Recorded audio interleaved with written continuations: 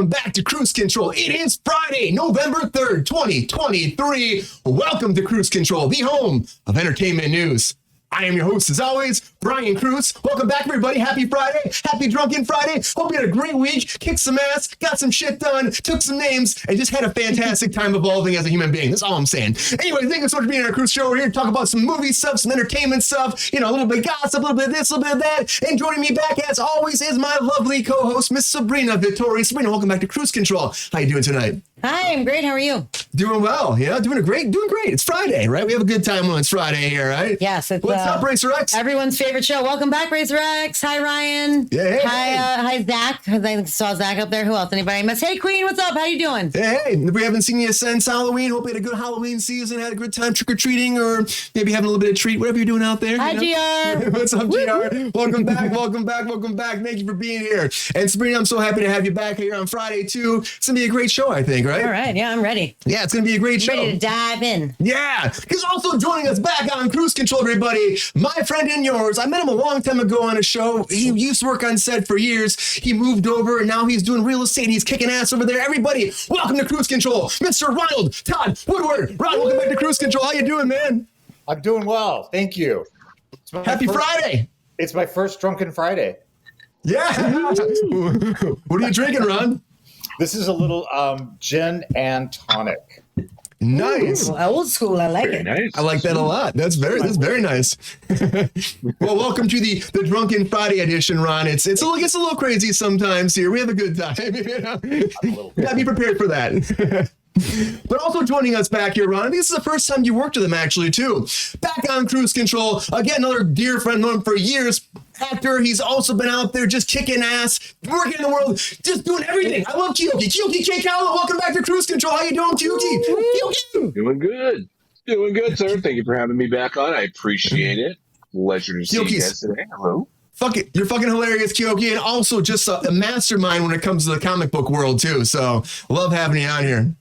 Thank you for having me. I love it. I love that. I love to explain the comics. I love it. So I'm all for it. And we're not alone here, of course. As always, we have another, co-host who, he does his own thing once in a while. He has a good time, but also welcome back to Kruse Control. Of course, Pep Star. Peppy, what's going on? Oh, I guess Peppy's sleeping right now. Oh. He's a little tuckered out, everybody. He had a big day out there in the picket line today. We went out there and got out there to see what was going on.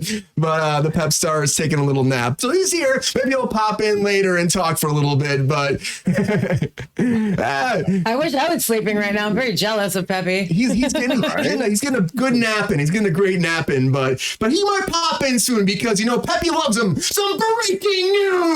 Come on. The very first thing that I want to dive right into is, I want to talk about Britney Spears, just very quickly off the top, because Britney Spears, when it comes to her actual memoir, everybody, she hit number one on the New York's bestsellers list. And she's actually sold 1.1 million copies of this right now. And you know what? For her, it's a huge hit. She's going through and breaking down her life, her story. And some of this, like, if you haven't listened to the audio series yet, please go out there and listen to it. Because Michelle Williams, her narration is fucking awesome. It made me laugh pretty great the first time I heard it. But it's doing well for, of course, 275 pages of just true, I guess her story, just true story. And I can't wait to hear more, because you're going to get more in 2024 when she releases part 2. Of course, talked about that before. Leave Britney alone, everybody. Leave Britney alone. But you know what?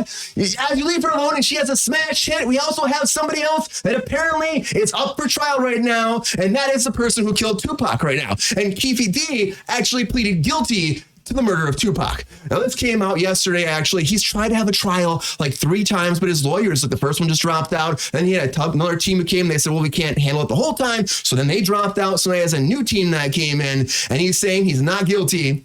But here's the problem, I say. Even though it's all legend, he said they have no evidence, there's no car, there's nothing that actually shows there's no gun, so you can't prove that he did it. But he did write this memoir back in 2019 called Compton Street Legend, we talked about before, and he actually said in that memoir about his whole life that he was in the Cadillac that pulled up alongside BMW of the iconic rap star and actually was there for the gunfire.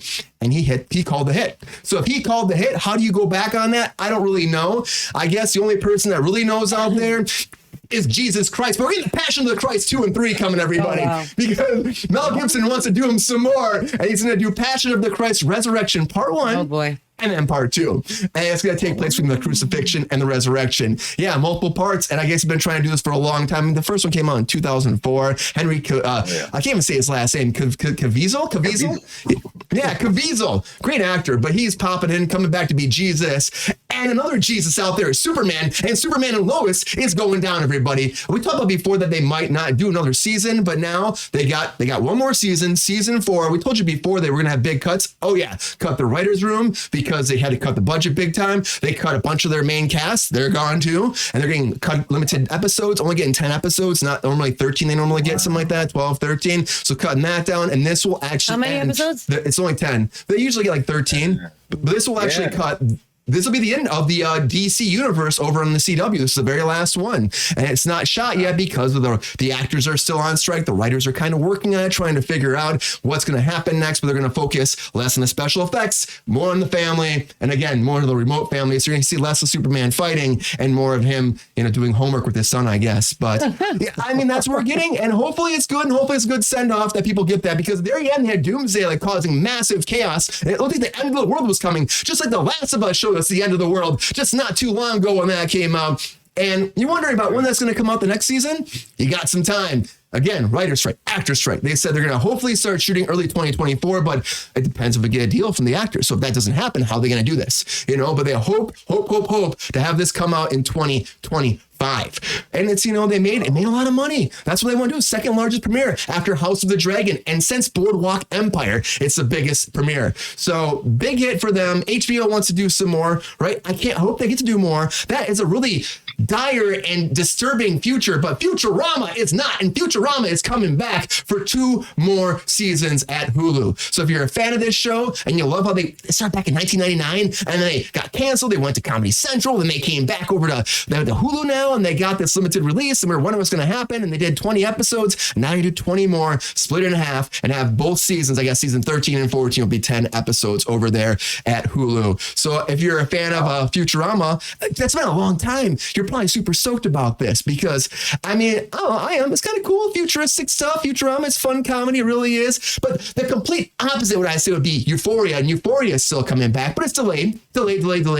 this is what tonight is, everybody.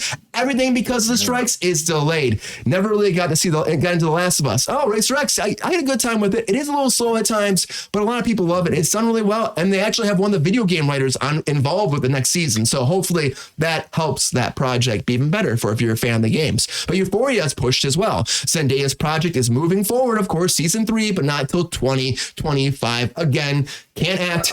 You can't be on set. This is getting pushed further. And that's why a lot of projects have been canceled constantly. Another project that was canceled now, and maybe it's not because of the strike, but it is canceled, is Letterkenny. And a lot of people probably watch this. I don't know. I've heard about it a lot of times. And it's really about like this comedian group called Letterkenny. And they've done like 5 seasons. And this is the last season. Oh, the 12 seasons. It's the 12th season. Sorry, this is the 12th season coming out. Wow, really? Massively. 12 seasons on Hulu. Yeah, and it's coming out in December, end of December, just in time for the holidays. Follows 3 groups, the Hicks and the Skids and the hockey players, and they all apparently kick each other's ass, and that's pretty much about it. They fight over nothing.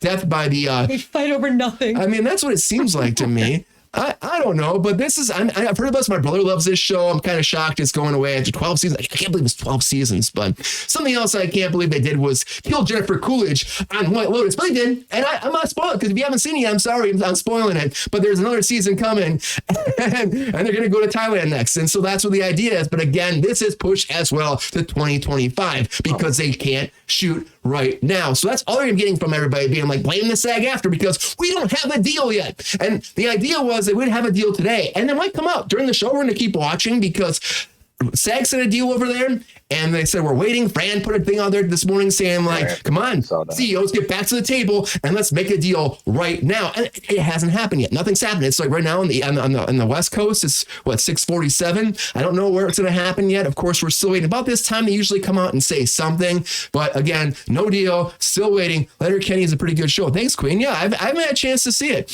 But I bet people that love it, 12 seasons, that's a pretty big hit. I bet people are pretty bummed about that. But I hope a deal comes because they said again, AMPTP said if the deal doesn't come now, scare tactics, everybody, scare tactics. If it doesn't come now, they said we're not getting back to the table until January. So nobody wants that. Nobody wants that. So a lot of breaking news going down, though. A lot of breaking news. And I'm very excited to have our panel here today because if it's your first time on Cruise Control or your umpteenth million time on Cruise Control, we do a little thing where we can sit down and everybody gets 1 minute on the clock to see if they can hit every topic. And that's what I like to call. Everybody, ready for this? Some hot takes. Let's get it.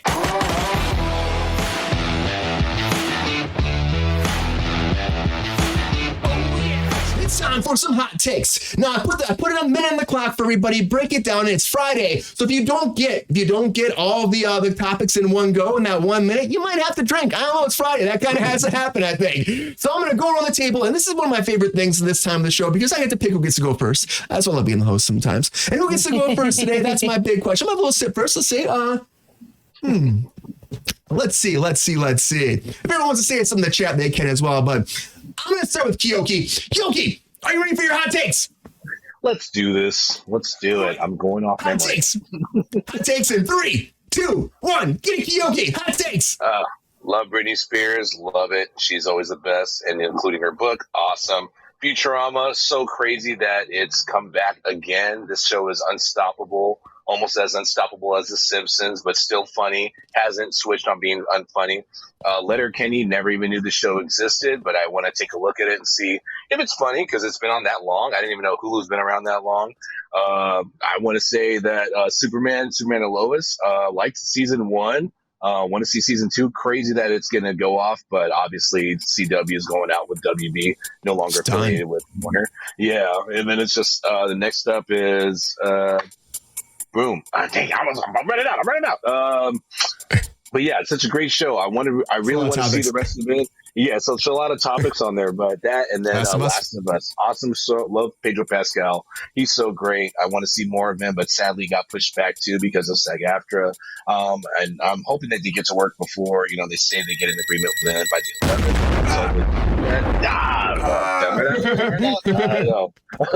But I'm losing out on it. And then SAG-AFTRA, we got to get this deal done. Come on, let's do this deal. No AI or very limited AI in a written form that said it can only be on for about 2 seconds, maybe 3. Yeah. I just saw Racer X asked if the strike's done. No, it's done for the writers, but it's not done for SAG yet. Again, they said they're hoping they sent a comprehensive deal over there last Saturday, and that deal haven't heard back about all that yet. A lot about raises and a lot about the actual streaming for residuals. And they had a huge meeting on Wednesday about AI, and then they sent a whole new package over to them yesterday. They were supposed to meet. Nothing happened yesterday, and now apparently today they said they're going to meet. We'll see what happens. Letterkenny is Canadian. Yeah, Lexi. Again. Aficionado right there out there in the Canadian entertainment out there. Thank you. Is it a spin-off of the Trailer Park Boys or something like that? I don't know if it is or not. I don't know if it is. Does anybody know if it has anything to do with Trailer Park Boys? Yeah. Anybody? Everybody needs a drink before we do our next hot take, I think. Here we go. Sorry, I tried. It was I just took a drink. Challenge accepted. It was I just took a drink. All right. We're going to go with my lovely co-host next, everybody. Sabrina, are you ready for your hot takes? I mean, let's go. All right. In 3, 2, 1. Hot takes. Britney Spears, of course, she's the most popular person ever. People just like to watch her be successful. They like to watch her be a mess. They like to watch it all. So of course her memoir is selling off the hook. I heard, fun fact, Madonna stopped following JT because of the shit she was talking about him in the book. So that was interesting. Keefe D and Tupac. I don't fucking know. I really, that's a lifelong mystery for me. You could write as many memoirs as you want. Who fucking knows? But if he did do it, I hope his ass rots in jail. Passion of the Christ. Sorry, I know everyone loved it. Not for me, unfortunately. Superman and Lois also did not watch that. And I heard that the second season was riddled with a lot of super depressing cancer fucking bullshit. I don't know. It doesn't seem like a superhero situation to me. It seems very depressing. I'm not into it. My life is depressing enough. I don't need extra. The Last of Us was great. Super excited for season 2, 2025. It's too long to wait. Futurama, I loved it. I have not watched the reboot. Euphoria's pushed. Letterkenny, White Lotus, all pushed, whatever. And there's no deal for SAG because we've been 113 days and AMPTP sucks. Oh, boom! Make that bomb blow up. Yeah, I mean, it just sucks that we're still talking about this 113 days. Come on. You know, if Peppy were awake, he'd be like, come You on, have extra topics AMPTP. today, Brian? Like, how many of those were there? Jesus. There's a lot of topics. I just thought it'd be fun to see if you guys could do it. It's a lot. I know it's a lot. It's like 11. It's like a fucking 11. That's a lot. I don't know.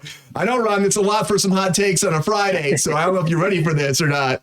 I will see. All right, Ron, here we go. Here comes some hot takes in 3, 2, 1. Hot takes. Brittany, I was one of the first to download her book, or like in the first of the week. It's a great book. She's, I'm so happy for her. Like you said, Brian, 1,000,001. It's fantastic. It was #1. Great.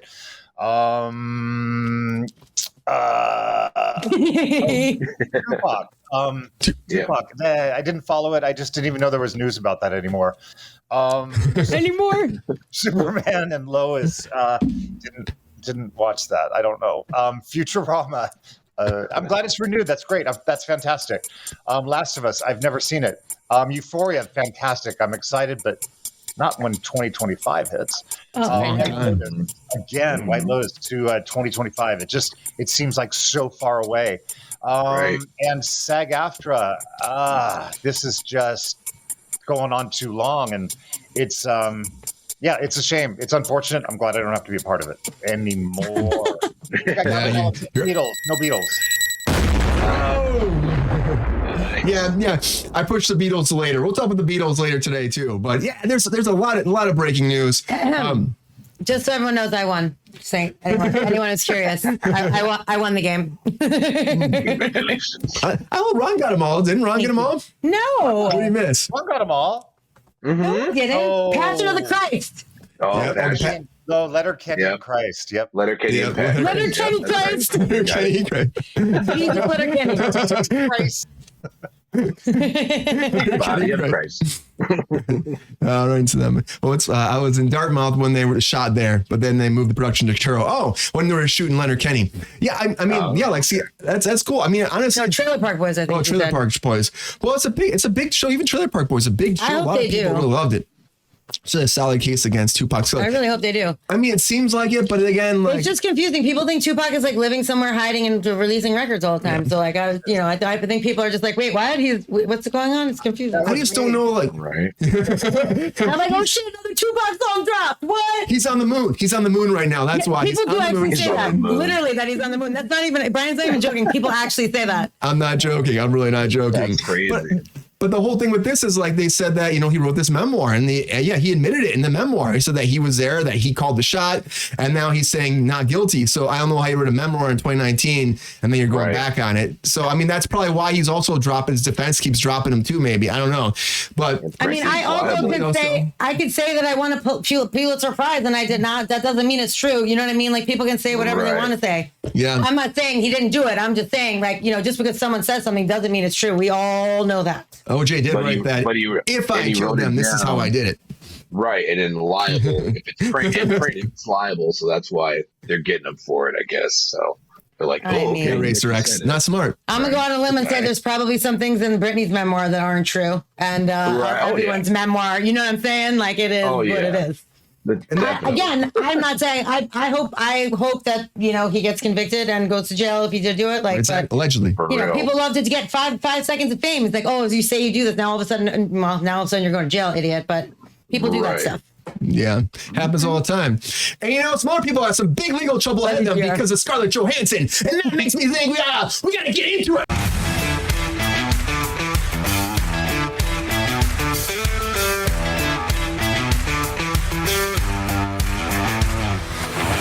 About Scarlett Johansson just for a second here, because Scarlett Johansson came forward to say that somebody is using her likeness with AI and put her in a commercial that she never shot. So this came forward. She's taking legal action against this application called Lisa AI. So they had this whole 90s yearbook and avatar program, and she went on there and apparently they used footage from Black Widow and then they tweaked it a little bit and they had her kind of say via AI, like, support this app and sign up for this app. Even though she never said that, she didn't shoot anything for this Lisa AI and she has no affiliation with them at all. And apparently they're saying this really like pissed her off pretty bad. and she, of course, contacted lawyers again. This is the girl who sued Disney after Black Widow and won, and now she might still go back to Disney. So don't mess with Scarlett Johansson. Don't fucking mess with her. That's all I'm going to say. So it's Lisa AI. They haven't said a statement about this moving forward, but this is a big deal. Again, we're fighting against AI all the time here in Hollywood. It's something we're talking about every day. Hence why the strike is still going on. But they edited her somehow, and they popped her in here, and they used AI, and they made a commercial out of her.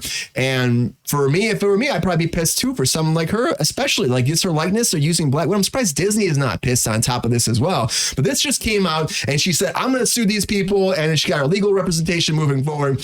And again, it's the AI battle that we're going to be talking about until we have a solution to it, which I don't even know if we'll have in this contract. I hope so. I really hope they figured this out. But at the end of the day, we won't know because right until we get a deal, because AMPTP keep trying to slip things in there to be like, have little like loopholes. And that's why they keep like, we're not there in AI yet. So, but these big reps, usually these big actors usually just get this in their contracts. So I know she's going hard after them. She fucked with Disney and she won. She's going to get fucking Lisa AI. That's all I'm saying. What do you think, Keoki? Do you think that Scarlett Johansson is going to like actually win this case? And do you think it's smart to actually go after somebody who has already sued like the biggest company, Mickey Mouse, and won? Drink impression. Yeah, going after and using ScarJo's likeness, bad move. She's won against Disney, and she absolutely deserved all that money because they did her dirty by putting her movie out and streaming theatrical during the pandemic.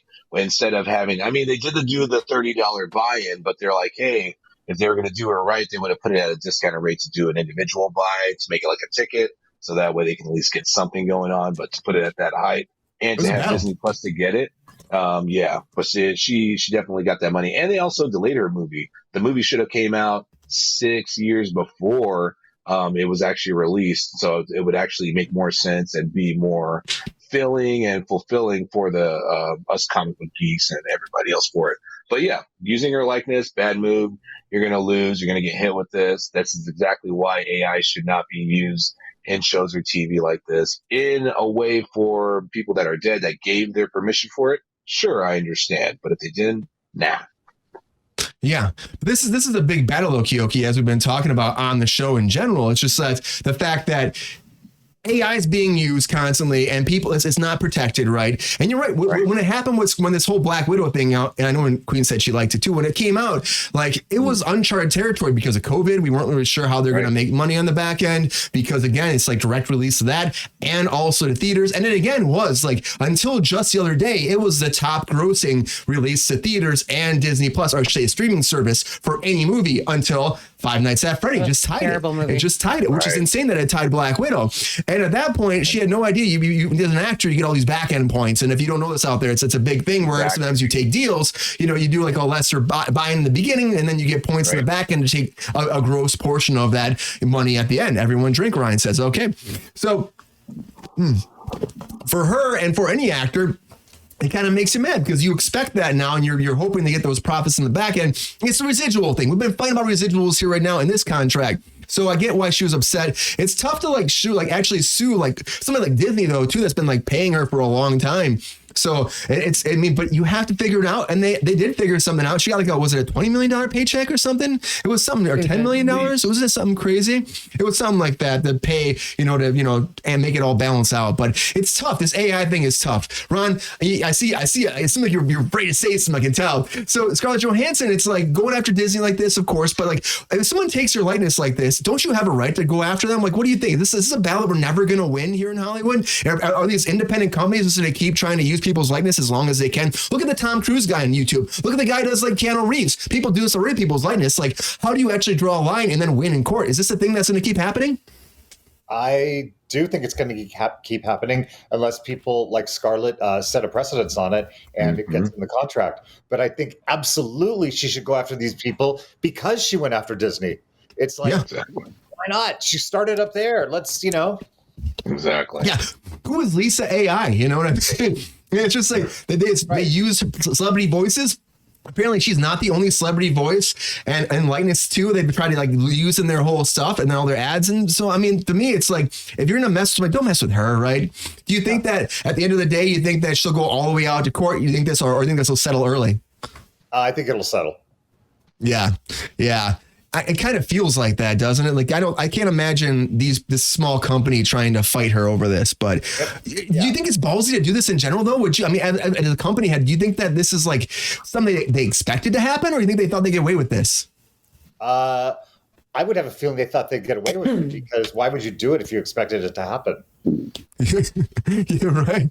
I mean, do you think they thought no one's looking at our app? I guess that's something that people say all the time too. Well, we can always apologize later because that means we actually have good press if they're coming after us now. Oh, they must know who we are. So maybe that's something too. Wow, she's rich, Queen said. That's true. But a lot of companies, that's, it's small companies, and I think everybody's done it. It's like if they're starting out, you're like, nobody knows who we are. But again, like the AI thing is it's such a thing right now. Everyone's talking about it. I feel like they should have been a little bit more careful. Sabrina, are you shocked by this? Do you think that they had no idea that they'd actually get caught using this? Or do you think that they had an idea that this might happen at the end of the day? I mean, I think it's going to be a trending problem, but there's really it's uncharted territory. You know what I mean? So I mean, legally, I don't know how much she's right and how much they're wrong. I mean, in my mind, obviously, in everyone's mind, that's fucked up and you shouldn't be able to do that. However, there are really no established norms about this yet. So I don't know that it's illegal, technically. You know what I mean? Like, it's because it's not her. It's technically not her. So I don't understand. Like, I don't know. The legality of it is, questionable. I'm obviously on no one's image or voice or whatever should be, ripped off and made to especially to advertise for something that you have, know nothing about or want nothing to do with. That's definitely not fair. I'm just legally speaking, I'm not sure.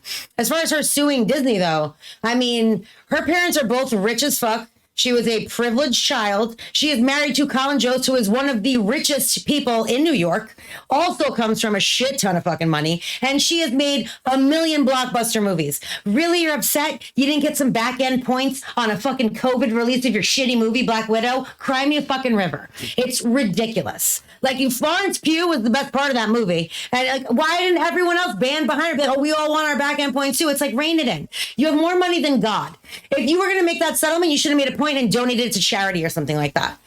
So I'm not really into what she did there, personally, with Disney, even though I'm no fan of Disney. I'm not on their side with anything. However, I think it was really stupid. And especially she, has been working with them for years. Like, and she's like, basically, you're cutting that tie for what? A bunch of shit you already have.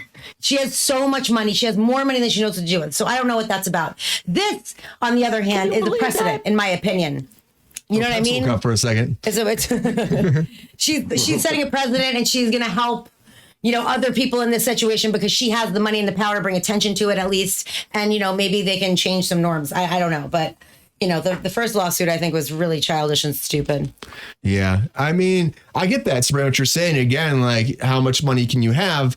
But I think it did set a precedent. How much money can you have? Yeah, all of the money. It did set a precedent a little bit about, people were wondering what was going to happen. But this AI thing that happened with Tom Hanks not too long ago with the whole dental commercial. Yep. And he was like, this isn't me. But at least they said that they, her claim was moving forward, though, was that they used behind the scenes footage of actual Black Widow in this ad too. And by doing that, that was actually like the violation that could get them. I don't know. We'll see. Again, it's uncharted territory. It really is. And it's going to keep happening. It's just going to keep fucking happening. Joe Biden just passed some executive order about AI. It just popped up on my Twitter, but I didn't read it. So I don't really know the details, but that's something probably that might be helpful in this case. I probably should have read it. I'm sorry, but it's just to note that exists if anybody wants to see what that's about. Well, I know they've been talking about it, but you accepted the terms and conditions. It just popped up on my Twitter. Right? I didn't. That's what I didn't. I didn't read the terms and conditions, but they're like, President Biden, made a historic freaking AI executive order. It was actually on SAG's feed, but they annoyed me so much with this information that I was like, I didn't have time and I forgot. But I know also, like, there was this whole thing with, they're trying to do something in Congress, and then like the producers are like, we're going to be checking you in case like you try to it's a great idea, but like you be careful where you what you say actually in this because we still want to make our money. So that's a whole problem right there. You're always me fighting with them. And of course, studios in the day will slam lawyers at them and try to stop it if it will affect their dollars at the end of the day. We're laughing about there, passing shit into his diaper. Oh boy. I'm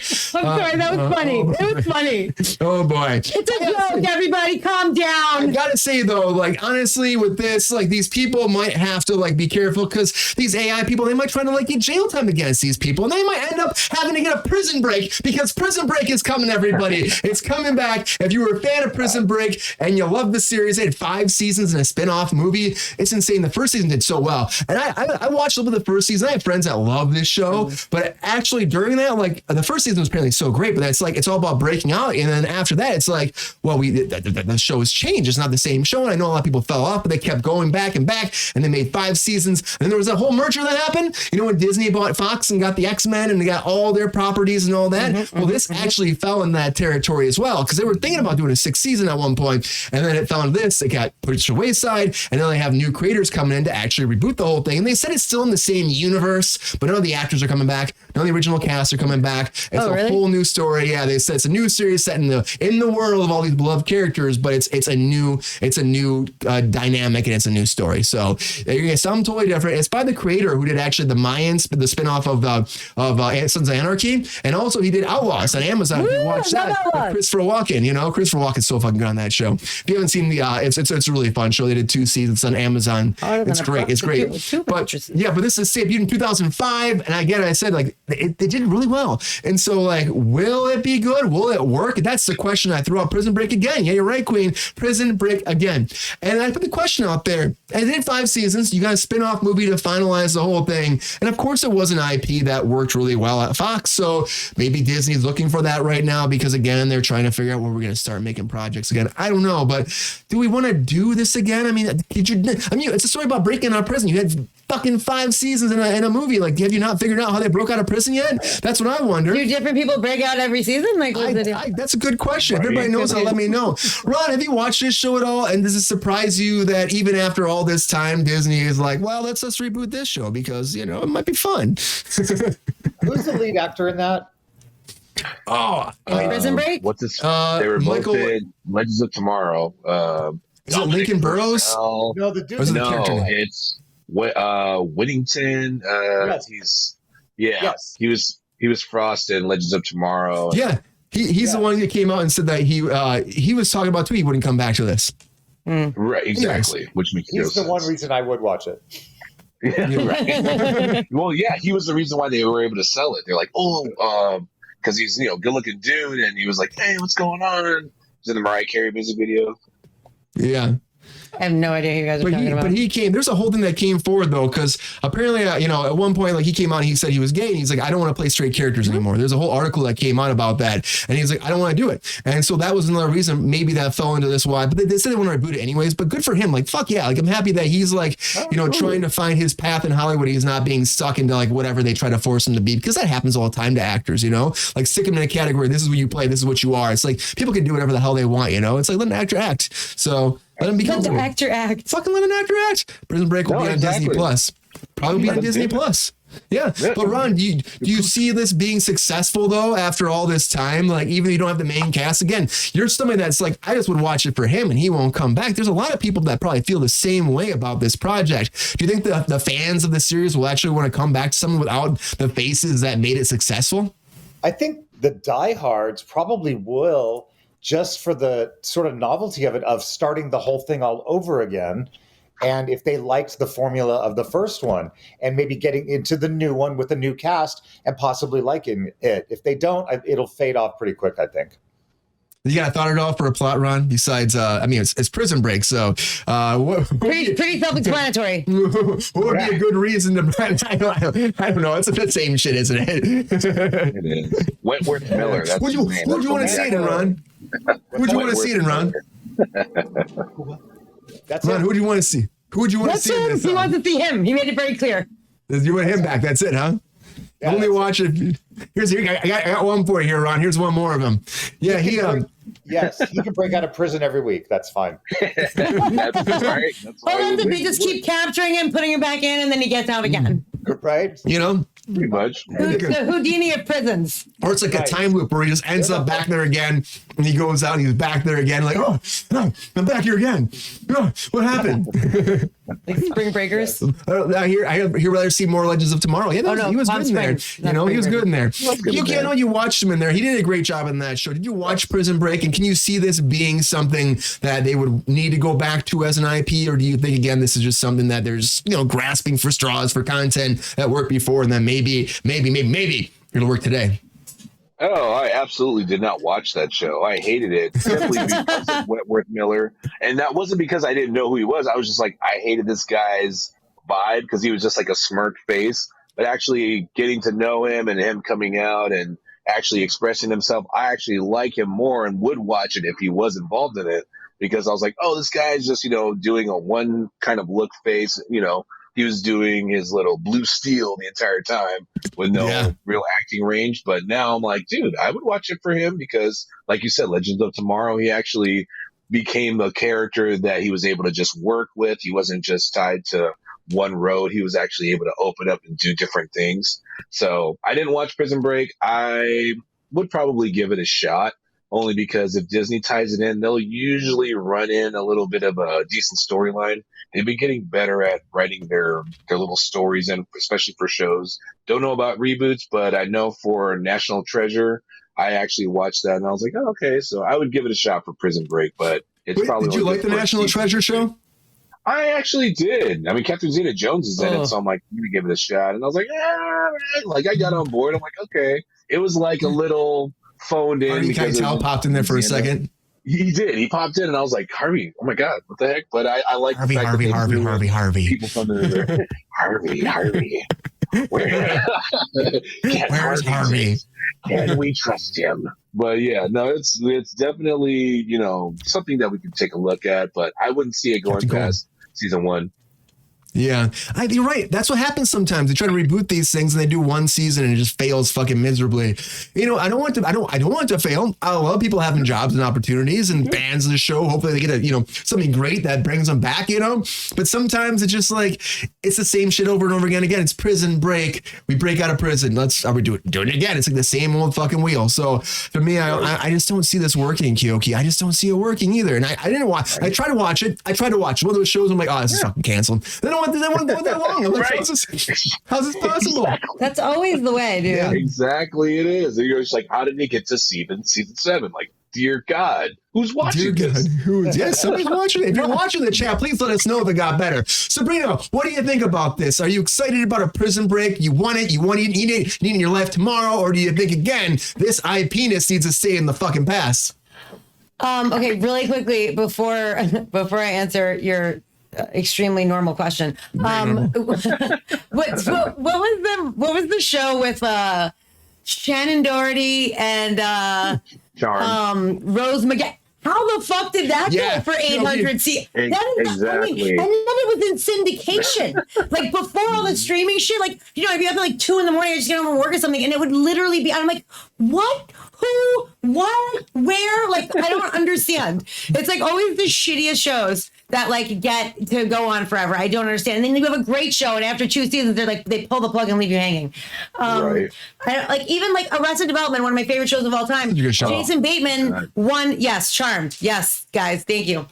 What was I going to say? Oh, Arrested Development. He won a SAG award, and while he was accepting the award, he's like, guys, oh my God, thank you so much for this honor. It means so much to be voted by my peers, but can you guys watch the show, please? Because we're going to get canceled. Exactly. Like, it makes no sense. We wrote postcards for it. Oh, man. Yeah, it's insane. It's nuts. I liked Charmed. I cannot imagine how it was so cheesy and crazy. Like, I mean, I guess maybe I didn't watch it when it came out, so at that time it might not have been as insane. But when I saw it in syndication, I was like, how is the show even on television? Like ever, let alone right now. Like it was so much. This guy, Prison Break. Okay, Prison Break. I did not watch the original Prison Break, obviously. I guess not obviously, but anyone who knows me, obviously. But the original one was created by Paul, Shearing or something. I don't know how to say his name.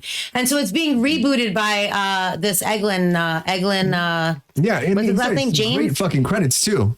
I don't know. I love Outlaws. Like, I feel like it's weird because I mean, Mayans and Outlaws are so different. James, like, yeah, Outlaws is such a comedy, and the Mayans is very much a drama. So I don't know. He also did create the Outlaws with the tall actor with the glasses from the show, who also played the like lizard guy on Spider-Man. You know what I'm talking about, Brian? Rice, The Amazing Spider-Man. Rice Fiennes. Oh shit! Sorry. Nope, that's not what I'm thinking of. Fuck. Oh, he was in a superhero movie. He was really good. Okay, hold on. I will get back on that. I can't remember his name. He does stand up. He was on The Office, the original Office in. The tall guy with glasses. Yeah, the tall guy with glasses. Stephen Merchant. Maybe, yes. I think that's right. Sounds Yogi. right. Yeah, Stephen Merchant. But what superhero movie was he in? He was in Logan. Oh, okay. So He was far He off. was Caliban. So Yeah, he was far off. He was Caliban. fucking great in That's right. Logan. He was great in Like, Logan. I was thinking of him, and I was like, he was such a good actor, and it definitely wasn't. But there was like a lizard. Okay. Yeah, you're right. Okay. Keoki. Welcome to the So show. Okay. All right. So, Peppy. Anyway, I guess I don't know. I feel like that guy's like super talented, this Eglin fellow, and it might be worth a watch if you liked it. You know, it's definitely not for me, and I won't be watching it. I don't know how many times you can break out of prison. Enough is enough. Like, come on. I like the idea Queen said, break into prison. You know, maybe you want to break into Break in, prison. break out. You break out, then you break Yeah, in to get yeah. your friends out. I don't know. I like Yeah, that. That would make sense. I like that. I just think it's interesting. It's not the same person who created Prison Break that is rebooting Prison Break. Yeah, like he's like- that seems weird to me. Somebody else Right. wants to Someone make it got- happen. I think So that's instead of doing that, how about you come up with something new? Well, all I gotta say is, maybe they'll make a show about breaking into prison. But if they do that, they better have a Fall Guy. Because you gotta have a Fall Guy. Because you don't go to prison unless you have somebody that fucking I don't know. But there's a Fall Guy movie coming for everybody. And if you haven't seen this before, Fall Guy was a show back like in the 80s. It went for it was so many episodes, like 5 seasons, 113 episodes. Oh my God. It went for a long time. And now they're rebooting it as a movie with Ryan Gosling. Just Ken over there. He's coming in there hot. Oh my God. And with Emily Blunt, as she's a director in this. It's by David Litch. He's doing it too. He's directing it. He actually directed the original series too, which I think is kind of fucking awesome. He did the series. Now he's doing a movie. Oh, wow. Hannah Waddington's in this as well. Aaron her. Taylor Johnson's in this movie as well. Love him. But it's pretty much about a stunt guy who's getting older, and then he goes to do this job, and then all of a sudden the actor's missing, and he's got to find the actor and save the production, and then fall in love with the director pretty much the whole way. But I mean, the whole thing in the old show was pretty much he was a stunt guy, and then he became like a spy kind of, and it kind of leads that way this way too if you've seen the trailer. But yeah, it looks fun, right? I think it looks fun. I mean, of course, Ryan Gosling kind of has that energy he has. He's bringing to it. He's having a good time, joking around. That energy? That Kenergy. He's bringing that Kenergy out there, Energy. and he's really bringing that Kenergy strong. That's what he's doing. So no, I think because the Fall Guy, this seems like the little bit I know about the original Fall Guy. This seems like they're definitely leaning more into the comedy. GR is probably the aficionado here. Well, Oh my God. Zach, you are very spicy tonight, my friend. Well, very I'm spicy. going to drink then for all of you. All right, everybody, what you're drinking for, put one up for our fans. Sorry, guys. Lo Sorry. siento mucho. So recap fast.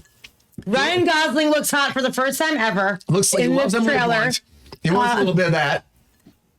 He's a stunt guy. Super hot. He's a stunt guy and somehow gets involved in some sort of like murder situation. And he's somehow no longer a stunt guy and actually in danger. Emily Blunt is adorable. And that's pretty much sums it up. Quicksilver / Kick-Ass, a.k.a. He's Aaron missing. Taylor Johnson's Missing. fucking dead in the Tangerine / lemon. I'm not sure which one Lemon. from Bullet Train. That bathtub. guy. Bathtub. He's got to he's got to become like a I should ninja not have left Jason that up for Bourne so long. person, and bam, he kicks some ass. We listen to some Bon Jovi, a lot of fucking Bon Jovi. I bet it was a Bon Jovi song. Says Bon Jovi's like, fuck no, you're not playing my song during your show, guys. Oh, I'm You're not sorry, doing guys. song. That was annoying. We won't do any more trailers. I'm so sorry. No, that's dumb, but We've been doing them the whole time. I don't know what happened. yeah, but it looks fun. For me, I think this looks good. Afterwards, I'll put a link after the show. You can watch it, but it's a fucking fun. It looks funny. It looks good. It looks a lot different from the original, and I think that, honestly, they're trying to get a new, fresh take for it. They'll probably do more. And are we back? Wait, do you not see us? Can you guys see? Are we around? Are we fucking gone? Oh, you're back. Yeah, you're back. Okay, good. Okay. We not see them. I'm sorry. I'm like very confused. I thought I knew it was happening, and then I was like, wait a minute. I don't think they could see that. So I apologize, guys. Okay, Just you see us? Let us know what's happening. If anything weird, if anything else goes awry, let us know. Sorry about that. Mr. Kekaula, what do you think about this overall? Is this something you're going to rush to the theater to see? Ryan Gosling with all that energy coming in hot? Or do you think that you should just send that stuff home, keep the shirt on and, walk away. What do you think? I have a few drinks, guys. You trailed off there, bud. I have a few drinks, guys. I know you didn't quite answer me. You kind of trailed off. Are you excited about this, Keoki? Well, you know what? I'm on board. I like me some Ryan Gosling. They're very similar in a way sometimes. I know they're very Canadian, so that's why they're very. Fight me on that. What? Yeah. So Ryan Reynolds, Ryan Gosling, very similar sometimes. No, they're not very similar at all. How dare you? Eyes very close together, but very good. I love him. He's he does great. I watched him in Breaker High, so I'm like, if I watched him when he was nobody ish, then now he's actually killing it in the theaters. He's a good guy. He looks great for the movie part. Emily Blunt, obviously unstoppable. Anything she's in, she's gonna make it better. And that's really cool. I didn't know David Lynch directed those episodes, but it makes a lot of sense because it came out in the 80s. So it looks like a fun movie. And Aaron Taylor Johnson's gonna be great. He's Quicksilver in, Avengers 2. He was terrible as Quicksilver. Let's be clear on that, bud. He was fun. He was horrible. He was horrible. Not at all. When he died, I was like, thank goodness. I wish they killed what's her fucking nuts too, because she was terrible as well. Well, now he's Craven now, so it's okay. So he got. He's way better now. He's Craven for now. I'm going to say for now. He's great now. He's doing great. He was also good as Tangerine, but just Quicksilver. How dare you reference that? I'm sure he wishes he could put that underneath his fucking pillow forever. Banana. What was his name in that movie? I don't know. It was Tangerine or Lemon. One was Tangerine, one was Lemon. I think it was Tangerine. Yeah, it was probably Tangerine. Okay. Tangerine. From Bullet Train. You didn't see Bullet Train? It was really good. Yeah. Ron, I didn't finish Bullet Train. Ryan asked us to drink since they couldn't see the trailer. Everybody. Apologies. Ron's like, guys. Sorry to tell you. Also, GR also said have a drink. So double cheers, y'all. Happy Drunk Friday. Yeah. Pepe's still ass out. I don't know. He's done. All right, back to you, Brian. Ron, what do you think about this? Does this look fun? Have you ever seen the original Fall Guy, or have you heard it before? And you think this is a good adaptation for nowadays? I'm of the age that actually I saw the whole series, I believe, and I think he was like a private investigator. He was a stunt guy that would solve crime. I don't know. Maybe that was just all the 80s shows. I love that, Ron. It was good. The tone of this one, that trailer had nothing to do with the original. That was just no. It's just the title, I guess. But yeah, I'll go see it. 2 words: Ryan Gosling. Right. Yeah, he's got a couple peace signs for you too, there, Ron. I mean, there's a lot of episodes, so. Like, what stood out for you? Like, this is like a totally new reinvention, right? So why do you think they went this route? Could they have done the old version nowadays, or no? I think they still could have gotten away with the old version. I mean, it was a TV version. It was, and it was also, you got to remember, it was Lee Majors, who was huge. And I think he was just coming off of the whole Farrah Fawcett drama. So he was definitely like a household name. What was that? I don't know about that. What's that, Ron? Oh, they were married. And then and after she left Charlie's Angels and had all that lawsuit and everything, they got divorced. And it was major. Lee Major. So funny of you. The PI. That's GR saying too, became a PI. Maybe. Yeah, I mean, they could have. Or maybe that was Heart to Heart. I don't know. Was $60 million man, right? Yeah, he's a $6 million man, which then led to the Bionic Woman, which were huge. I had to beg to stay up late. Right. I remember Bionic Woman. Give it to me. Come on. I know that. I mean, there were huge hits back then. I'm guessing. I mean, you have to change the whole thing, like $6 million man or whatever. You have to change the whole premise up, like a $1 billion man or something like that nowadays, right? Right. It's funny how it's changed in currency since then, but it was a big hit though. It was a big hit. This Fall Guy. I mean, I'm not shocked that it's happening, but I just feel like it came out of nowhere. So you're right. I feel like some fans might be upset that it's different, but I think they're just trying to lean the comedy. They have Ryan Gosling. He does a great job cracking those jokes. So I think that works really well in this trailer. So like, why not? Right now, you love him, so you're about it, right? You're gonna go see it, right, Ron? Oh, absolutely. Yeah. And I think that Ryan Gosling and Ryan Reynolds are very similar. Sabrina. No. I think so too. That's three against one, Sabrina. That's 3 against 1. They've got the comedic timing. Right. Yeah. Exactly. How dare you insult Ryan Reynolds with that bullshit? Okay, he's like the funniest person ever. He says one sentence and it is hilarious, no matter what. Ryan Gosling does not. He does not have the chops like that. He does not. Right. I watch Watch- Ryan watch- Reynolds every month. Right. Watch Breaker High. You'll change your mind. Ryan Reynolds or Ryan Gosling is funny. He's Yeah. quick. Not as funny as Ryan Reynolds. More dramatic. Ryan Reynolds is very funny. Yeah, he's the funnier guy. Definitely. So, It's a different so Sabrina, humor. It's a different Right. Different humor. it is, yeah. So again, not similar. Just to be clear, different means not similar. but they're because they have the humor. Just saying, Right. drink, both of you, drink right now. Sabrina, Yes, sir. what makes Ryan Gosling different from Ryan Reynolds then? I mean, I they said this, they had blonde hair, blue eyes, like they kind of talk a little bit like this. No, they definitely don't. You sounded like a raper, so no, like don't do that again. It's like the whisper acting. Like what? And the I've heard them jokes talk and the just like cracks. that. What do you think, Sabrina? Do you think it would have been better? Do you think it would have sold more? Butts would have gone in the seats with Ryan Reynolds? What do you think? Well, I mean, I would have been there if it was Ryan Reynolds. Like that's for shit sure. I watch anything that he does. He is I've hilarious. been there right with you. Right next to that bag of popcorn, that box of popcorn. What do you got going on there? Bucket, you know. Zach, you're on fire tonight, bud. The difference between Ryan Gosling and Ryan Reynolds is the coverage of Mint Mobile. That's awesome. That's awesome. That's great. That's Gold great. star, Zach. Gold star.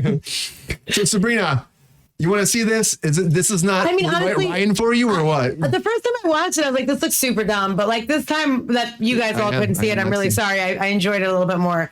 I recently started liking Ryan Gosling. I was never a fan, like The Notebook and fucking even that La La Land. Oh my God. I was like, please stop. Neither of you can sing. I don't want anything to do with this. It was just very annoying to me. I don't know if it's because Barbie was like so enjoyable for me, minus the dance routine. And also I recently saw A Place Beyond the Pines and he was really, really spectacular in that. So I kind of, I don't know, I kind of am just discovering him, which seems really, really weird. But this is I just said to Brian, like that when I watched it the first time, that it's the only time I've ever thought he was hot was when he took his helmet off, like in this movie. I was like, oh my God, he actually looks hot. Shocking. Because I've never found him attractive at all. Yeah, that's why I put that comment up while I said this. Because Tina, he means Ryan Reynolds. Okay, fair enough, GR. You're right. I will. I'm sorry. Here you go. Boom. So yeah, I don't know. I mean, I'm not like rushing to the theater or anything, but I'm sure I'll get a few laughs. It seems like it's fun. I love Emily Blunt. Like I'll probably watch it. I'm definitely not like waiting. You know, I'm more upset about The Last of Us not coming out till 2025. Like this is kind of just like a filler for me. And like whatever. I mean, there's so many projects that are just like delay. And then you'll see trailers like this that shot like 2 years ago and you'll think, oh, they've been busy. They haven't been busy. This is the bottom of the barrel. And then you're not going to have content for a while. That's why you hear these pushes and they're going to blame people. But this... Everybody, let's listen to what Lexi said. Go ahead. Can you read it for us, Sabrina? Ryan Gosling has had one role in his whole career worth talking about, and Ryan Reynolds is a fucking treasure. Amen, Sister Sledge. That's what I'm talking about. He is a treasure. Those are some fucking... It's a shot fired right there. That's what that is. Dude, he is amazing. I mean, name me one movie that you didn't think he was great in. Even if the movie sucked, he is great in everything. He always turns in a great performance. R.I.P.D. R.I.P.D. He was still hilarious. There was that movie with The Rock and Gal Gadot. The movie was terrible, but he still did a good job. R.I.P. Fake Men in Black, like the overpriced Men in Black reboot that no one asked for with Ghosts. He was still funny, and also Nancy from Weeds was funny, even though she's not a good person. Oh, like, yeah. You know what I mean? Yeah, he still did a good job. Doesn't? Of course. You know what I mean? Like it's a thing. I'll Also, never deny his work or ability to be good. Ryan Gosling was in the Mickey Mouse Club with Britney Spears, Christina Aguilera, and Justin Timberlake. Just fun fact for everybody, if anyone didn't know that. No, of course he was. He was out there singing his hours off, but nobody knew who he was. And then until he became Ken. Young, everybody knew his name. Hercules on Fox, and then he was like, and then the Notebook. I'm joking because of the singing. He was in Mickey Mouse Club, but really he did La La Land. But yeah, La La Land is big shit. La La Land because again, it's a musical set in Los Angeles, so I think people went crazy for it. I mean, honestly, I think it was all right, but I didn't think it was as big as they thought it was going to be. I mean, it did well. It did fucking really well. But for me, I expected more from that movie. So I love musicals. I want the songs to be even better, but I still enjoyed it though. Sabrina has a little bit of hatred towards that movie. I think it did get a sequel. What movie? La La Land. Oh, it's terrible. Yeah, R.I.P.D. got a sequel. It was like direct to Netflix or some shit. I give it one over time. I'm like, if you just make a musical, it wins Oscars because there's no fucking competition. You're like, just make any musical and you're going to win a bunch of Oscars. It's stupid. Well, that's how it goes. Behind the scenes, little factoid about Ryan. Please do. Yeah, get in there. Wait, Gosling or Reynolds? It was like Reynolds. Sabrina wants it even more now, Ron.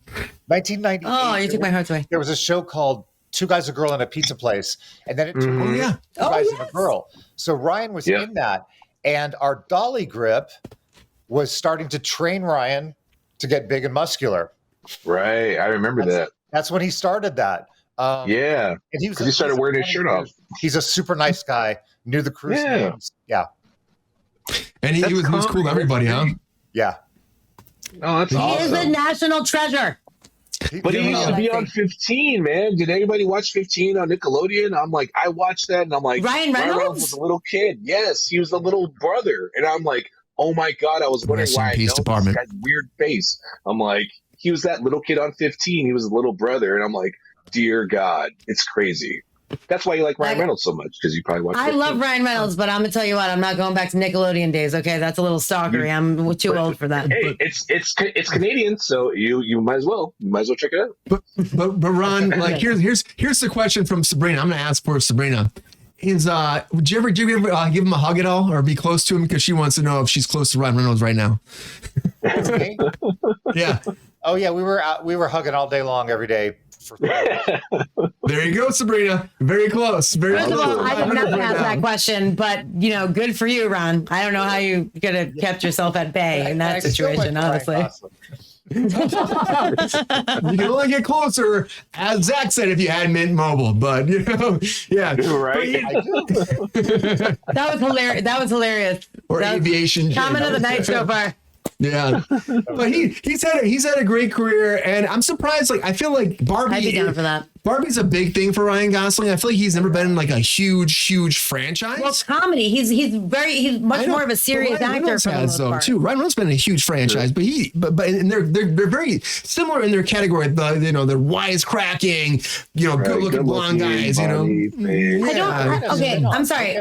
Ken will be a movie. He'll get a spinoff. Yeah, they want to do that. They want to do that, Ron. They've been talking about that already, like a spinoff of that, and then Barbie 2 or 3 maybe depends on. It just depends because they have to find a new director, because Greta's gonna be doing the Narnia movies for the next few years. Before Barbie, what comedy did Ryan Gosling do before Barbie? He was in Crazy Stupid Love, which me and Brian worked on. Yeah, we did work on it. That's right. Not a comedy. That's right. That was not a comedy. Steve Carell was so weird in that movie. He was very quiet. It was not. I mean, but not. Yes, but not like Barbie, or not like fucking anything Barbie. Ryan Reynolds. Not like Waiting, which is Ryan Reynolds. You know what I mean? So like. They're not in the same category. They're not good looking and funny. Like that's not up until now. Ryan Gosling was a different type of actor than Ryan Reynolds. And although they can both do both, like Ryan Gosling was much more known for drama and Ryan Reynolds much more known for comedy. Yeah. Oh, I can agree with that. But that's changing these days. Yeah, 100% it is. Yeah. And I'm glad they both can show range and do other things. Like you get typecast a lot of times, So like you do this well and that's all people want to cast you of. If someone gives you a chance to do something else, like, Greta Gerwig with fucking Ryan Gosling, and now this is like very much because of that, or he would not have gotten this because he's much more of a dramatic actor for the most part. I just think it's time for him to play do the straight man, which is great. Yeah, I think it's time. And when we say straight man, we mean like the character that's just he's like the guy, right? That's just there, exactly. Like, and he like the jokes, he's taking it. Yeah, he's the person just there that's like keeping the story going forward. He's the straight guy. He's not cracking jokes. He's the guy that kind of keeps it level playing for the whole show. It's an insider term, like but yeah, sorry. I know. I keep saying that. I'm like, it's a straight guy who listen. I know, but a lot of people know that. Yeah, but that's I know. That's what we do the show, Keoki. People know that shit. People don't know this shit. It's true. I think it's time that Ryan Gosling. I think it's time for Ryan Gosling to do a big fucking project. I think it's time. Maybe you should do something like Planet of the Apes, because there's a new Planet of the Apes coming, everybody. Oh my God, the kingdom of the Planet of the Apes. No. And we're not going to watch the trailer. We're just going to talk about this. The trailer came out, but it's very short. It's like more of a teaser. They said it would be the first trailer. It's more of a fucking teaser. But it came out, and I'll tell you this. It looks great to me. I think it does look great because honestly, we did 3 movies with, We built the whole thing, and we're like trying to establish like where the apes came from, how society fell, the after fact, and then eventually at the very end, it's like the society's done. So now we're like brushing forward. We're going in the future. And now all of society is gone. Humans are pretty much like the animals, and the apes are the people that have conquered, and they're the actual people ruling the whole society. And that's what they finally got this. So it took them 3 movies to get to Charlton Heston days. I mean, for me, it just took a long time, and that's what people want to see. So for me, I'm finally getting it. Honestly, I'm doing some controversial shit out there. I love the Mark Wahlberg version. Hey, how you doing, Abe? I'm gonna go out there and see some. I'm gonna go out there and go to this planet. I'm gonna be an astronaut. I'm gonna find my way. It's gonna be fantastic. I'm gonna have a great time. Impression drink for me, all right? I love that shit. I will drink. I love that shit. But 20th Century Studios is doing this. Of course, Matt Reeves is gone. Like he's doing the Batman movies, so he moved on, and they have a whole new team involved. The Maze Runner trilogy, the director of the Maze Runner trilogy, Wes Ball is coming involved. The script hails from Josh Friedman, who did War of the Worlds. We also have Rick Jaffa and Amanda Silver from Avatar: The Way of Water. We also have Patrick Tyson coming in from the movie Prey that was on Hulu for a little bit, and this comes out in May. It's coming out very soon, and I think it looks really great. I think it does, and I'm very excited to see, because it's about a new ape who's finds out that the world is not what he expected it to be. And then he sees the way the old world, the humans, and he's trying to battle a tyrannical leader who is now running the world. And for me, I want to see it. I actually want to see it. I know Sabrina and I talked about briefly, and she was like, we don't need any more of this. I want to say we don't need any more of this shit. But I mean, like, I've been looking forward to seeing the Planet of the Apes actually do the Planet of the Apes movie since we got the first one. And Matt Reeves is a great director. I love him. I think that Andy Serkis did a fucking great job playing Caesar in the first ones. He's a phenomenal, like, actual motion capture actor. And he's also a really good regular actor too. Yeah, on screen too. I'll give him that. He was great in Andor. He's great, and he was great in Wakanda Forever. What was the first one called? He's Black Panther. He's like, He's great for that shit, I love him. He's a great actor. And for me, though, we get this movie. We've done 3 already. We're doing another one. And my question to everybody is, like, have you seen this? Do you want to see a Kingdom of the Planet of the Apes? We're going to Sabrina first on this. I want her to hit it hard. Hit it fucking hard, Sabrina. Do you want to see this? Do you think it makes sense to continue forward without Matt Reeves, who did the first trilogy? Or do you think they should have left it back in the day with Charlton Heston and maybe bring Mark Wahlberg back? Bring him back. Hey, come on back. I'll say with me, all right? Come on, let's do it. First of all, Zach is obsessed with your AC unit, Keoki. Just so you know. I think it's the 3rd mention of your amazing background. Just FYI, I just want you to know. Thank you. Your AC unit has more fans than we do. How do you love Of course, absolutely. I'm like, thank you. I appreciate it. He keeps me cool all the time. He's my friend. He keeps me cool. He keeps me cool all day long. All day long. Is that Bane behind you? Oh no! All right, guys. Ryan's being Ryan. How many shots? That was terrible. Ryan. Also, impression. You have 2 drinks. Ryan, are you drinking your plastic vodka, sir? Hey, I'm drinking all of your beer. Okay, yeah, no, I don't. I'm not gonna watch this piece of shit. Kingdom of the Planet of the Apes. No, enough is enough, for fuck's sake. Like, when something is like super like subpar, like mid, like, why are you trying to fucking do more of it? Like, no one was like, oh my God, that was so amazing. We can't wait to do another one. Like, just stop. You keep fucking it up, and then you're like, a bunch of years pass. Like, you know what? Let's try this piece of shit again. Like, rein it the fucking. I'm not saying there wasn't good ones ever, because there was, but it's like, stop beating a dead fucking horse. Do something new. I say it all the fucking time. I'm so oversaying it. And by the way, all of the names and the things that you mentioned did not make me any more excited. It actually made me less excited. When you say anything that has to do with Avatar, you can kindly fuck yourself. I just don't want, I don't want it. I don't want it. And how much money is this to make? They're spending so much money to make this like happen, because it's all of the CG and all of the, it's so much work and money and time and effort for a fucking subpar product at fucking best. Look at this side by side. And then they're like, oh, well, we lost money. It's like, fuck off. Like, just please, for fuck's sake, again, for the 100th time, everything everywhere all at once. Someone took a fucking chance. A24 made a fucking Oscar-nominated, Oscar-winning movie, Best Picture of the Year, Best Actress, Best Supporting Actress. I mean, they fucking swept. Not fucking this bullshit that you're recycling over and over and over again. Learn a lesson, y'all. I know you've had a strike for a long time and you're all hurting so bad, you billionaires, but please, just do something original. Stop with this fucking recycling IPs, penis, whatever you want to fucking call it. Enough is enough. I'm fucking done. I shan't be watching this. Look how good this looks. So like you see Annie Fuck Serkis you. It does not look good. as Caesar, and you have Caesar next to him. You know, get your damn dirty paws off me, you dirty. Yeah, you know, look this. yeah. Get your Also, paws off impression, my Brian. I'm damn gonna need you to dirty drink, apes. bud. I know. I'll be drinking all tonight. That's what happens on Fridays. Too many You impressions. can't help yourself with the impressions. I love myself some impressions. Ron, what do you think about this? Did you love any of the Planet of the Apes? Did you like the original franchise? I don't know if you saw the last. I'm gonna say the last, not the original, but the last three that Matt Reeves did. And you lost that director. So I mean, going into this movie right now, you know that it's gonna have to be a whole different thing without the director who actually created what the new Planet of the Apes is gonna be. Do you? I mean, as a studio, I get it. You move forward, but do you think that's a wise move without having him there? I think it is. I actually never saw that trilogy. I did see all of the originals with Roddy McDowall playing Cornelius. Yeah. I saw those, and I had like 3 like amazing pieces that I loved of them that always haunted me, kind of. And so I did like the original. I don't know if we need another one though. No. And like, I mean, it's new direction though. Do you think that can actually change people's perspective of what this movie is going to be moving forward? I think so. I do think so. Absolutely. And do you think, Avatar, I said the Avatar thing because Avatar is a big visual effects movie. Yeah. And so do you think that what they bring to the table will actually lead into this movie being a better movie than the original trilogy they had? I don't see that happening. No. No. I see it being a nice little baby spring movie. Yeah. Do you think that there's no actors like Charlton Heston here to be like the person running this? Because honestly, I think the big selling part for the original movie was his interaction with them, right? They don't have that here.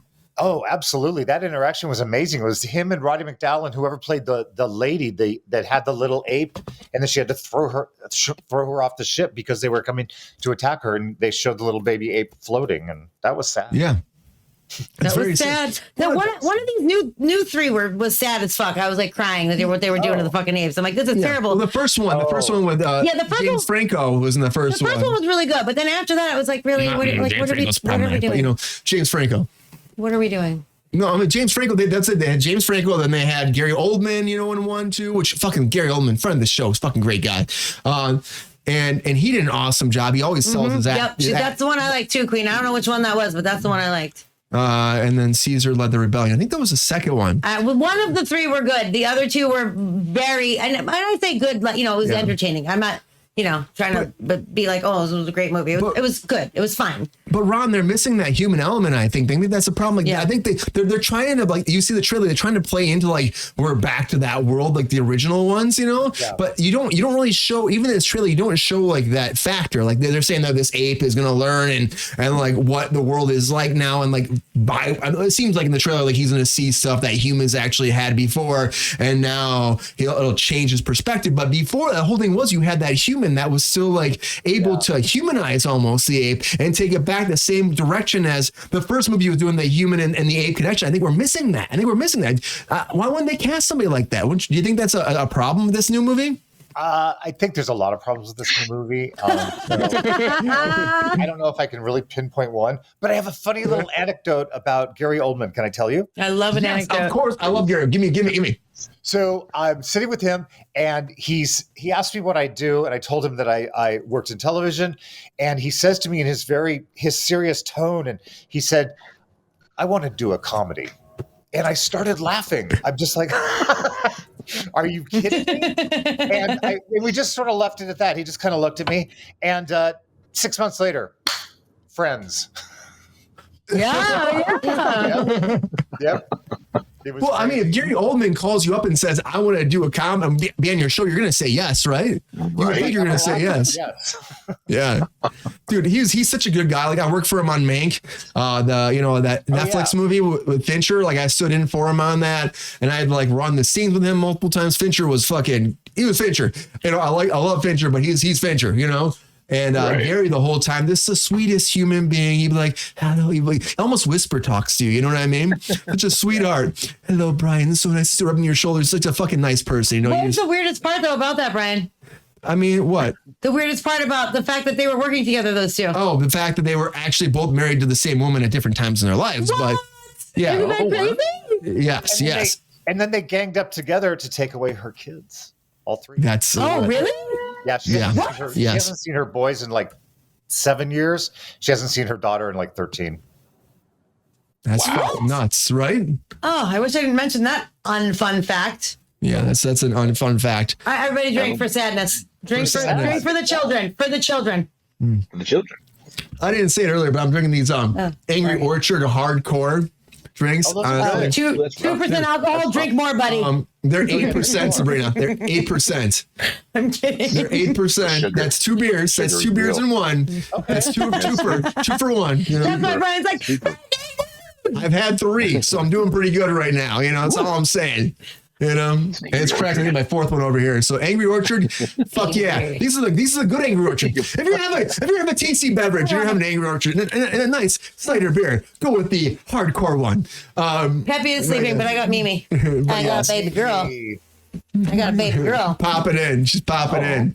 I love you. Mimi has a segment next week. We were supposed to do a segment with Peppy and Mimi sitting down asking the hard questions She just today. licked my nose. But Peppy got so tired out we couldn't finish it. We'll be back on Monday with that. So, but yeah, you're right. Gary Oldman, sweetheart, fucking great. I'm excited about him in general, everything he does. This movie though, did I go to Keoki yet? I'm not sure. Keoki, did I go to you yet? No. This is what happens when I'm drinking. This is what happens when I'm drinking. Keoki, what do you think about this movie? Are you ready for the Kingdom of the Planet of the Apes? Or are you saying to yourself right now, Brian, why are we talking about this right now? We did 3. We're done. Let's just let it be. There's no Charleston Heston. There's no fucking actor that's going to control this. Let's make this happen. Fuck yeah, Charleston Heston. Let's do it. I don't know. I can't do that shit. Tell me your life, man. Tell me your fucking views on this shit. No, man. Absolutely. I had no reason to even look for the Planet of the Apes movies. The 3rd one was already emotionally drawing where I'm like, oh my God, they're finally people and they've rescued themselves. But we're so far removed from it, I don't have any emotional attachment whatsoever. Just as you said, there's no human element for us to see the compelling part to get the other side. I loved having Gary Oldman on it. I loved having, what's his face?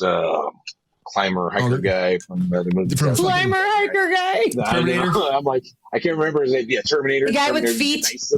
Genesis. And generic bad guy. Generic bad guy all the time. Generic bad guy who's actually a really good actor who I actually love watching him. He was in oh man, what's it called? Great movie, one of my favorites. But he's actually playing again, Great Gatsby. He's playing what's her face's husband, and I'm like, he's in here at a smaller role, but great movie. Love him in it, and love that. But the fact Planet of the Apes removed. It's just like, why? We don't need this. They need to make it do something different. Otherwise, there's no need for it. Just like Sabrina said, super expensive for no reason. We don't need that now. We saw everything from the first movie, and even the second movie was great. 3rd movie was just so emotionally drawn where you're like, all right, we're there. Right. The monkeys have made it to the promised land. Let's stop it there. Okay. I'm going to go to Sabrina fast before we talk about this because she's got some updates about what's going on with the SAG strike. I wish it was a better update, but apparently the studios delivered a new contract offer to SAG-AFTRA finally, and the talks are set for the weekend. So they are going to go back into negotiations tomorrow. And try to work this out. My guess, unfortunately, is that they're going to have the lawyers look all of this over. But they were using the term fluid with their talks, and now they're using cautious optimism. So it seems like there's a small step forward in the right direction. Honestly, what I'm reading, what I'm seeing, it does not seem super promising, but I hope that they surprise me.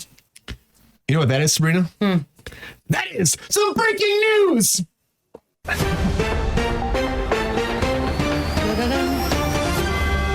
Oh, look at you. I didn't realize you put the graphic up. I was reading on a different page. I wasn't on the homepage. Having fun. But yeah, Keoki, you're right about the whole thing.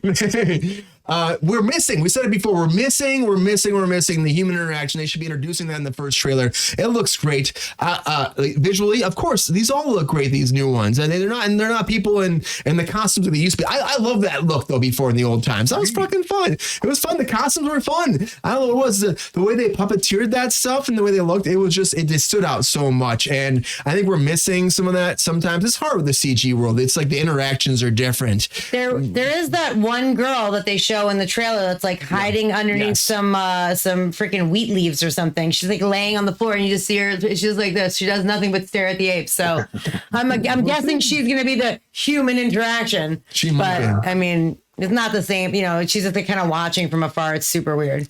But this is reaching from the past. Yeah, Sabrina. strike is still on. Unfortunately. Strike is still on. Strike is still on. Hopefully by the end of the Hopefully this weekend. I mean, I don't know. That doesn't sound too promising to me, but never that was sounds released promising. like 40 minutes ago or something. It was the most recent It's like update. Groundhog Day right now. I feel like we're never gonna get out of this. 11th being like, that's where AMTP was like, all right, we're going to go back to work, or that's what Union was saying. But hopefully, he gets something. Won't they get a But deal if we don't resolve it by Sunday, they've threatened to not resume talks till January, which is a real douche move, you know?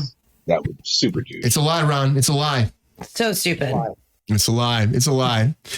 But Like strong arming. Like, you better like what I said, or else I'm going to talk to you until January. Fuck you, dude. We've waited this long. Don't you like me? Don't you like me? So dumb. Yeah, I know. And childish, by the way. Yeah. But this is, it sucks. It sucks, but that's where we're at right now. And honestly, hopefully, the lawyers work it out. The deal's actually better and they sign it. We go back to work, but we don't really know right now. But if you think about it, if they do go ahead with their threat, then they would start negotiating again in January. Well, that could take another month if, you know, yeah.